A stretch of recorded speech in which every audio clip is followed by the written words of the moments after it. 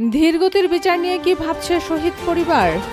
2 বছর পর জুলাইয়ের প্রাপ্তি ও প্রত্যাশা কতটা পূরণ হলো? জুলাই সনদ বাস্তবায়নে কি মিলবে কাঙ্ক্ষিত মুক্তি? শুনছিলেন শিরোনাম, এবার বিস্তারিত। 2024 সালের জুলাইয়ে কোটা সংস্কার আন্দোলন রূপ নেয় গণ অভ্যুত্থানে। ছাত্র জনতার উপর নির্বিচারে হত্যাকাণ্ডের প্রতিবাদে রাজপথে নেমে আসে সর্বস্তরের মানুষ। 15.5 বছর শাসন আমলের গুম, বিচার বহির্ভূত হত্যা ও ভোটাধিকার হরণের বিরুদ্ধে বিস্ফোরণ ঘটে ক্ষোভের।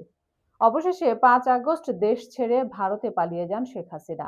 জাতিসংঘের হিসাব অনুযায়ী 1400-র বেশি শহীদের আত্মত্যাগের বিনিময়ে শুরু হয় গণতন্ত্রের পথে নতুন যাত্রা।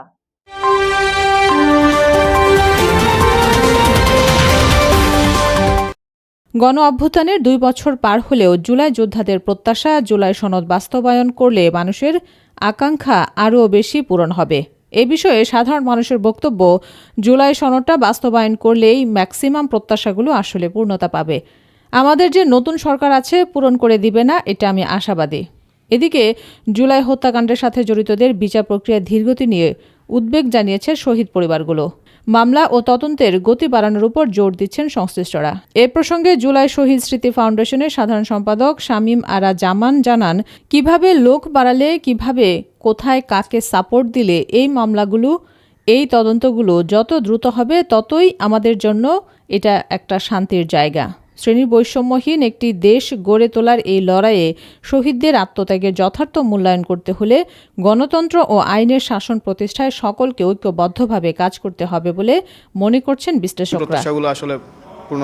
আমাদের যে নতুন সরকার আছেন পূরণ করে দিবে না, আমি এটা আশাবাদী। তাদের মতে অভ্যুত্থানের পর মানুষ ভোটাধিকার ও রাজনৈতিক স্বাধীনতা ফিরে পেলেও দলগুলোর মধ্যে সহনশীল পরিবেশ নিশ্চিত করা জরুরি। বাড়ালে কিভাবে কোথায় কাকে সাপোর্ট দিলে এই মামলাগুলো, এই তদন্তগুলো যত দ্রুত হবে ততই আমাদের জন্য একটা শান্তির জায়গা। এ বিষয়ে এক রাজনৈতিক বিশ্লেষক মন্তব্য করেন, আমার কাছে যেটা মনে হয়, সব কাজ যে আমরা একদিন অর্জন করতে পারবো সেটা তো সম্ভব না।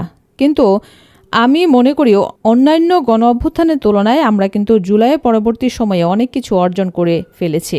বিশ্বের অন্যান্য দেশের তুলনায় বাংলাদেশে বিপ্লবোত্তর বিশৃঙ্খলা ও সংঘাত কম হয়েছে উল্লেখ করে বিশ্লেষকরা আশা প্রকাশ করেন যে সময়ের সাথে সাথে বিদ্যমান সংকটগুলোও কেটে যাবে।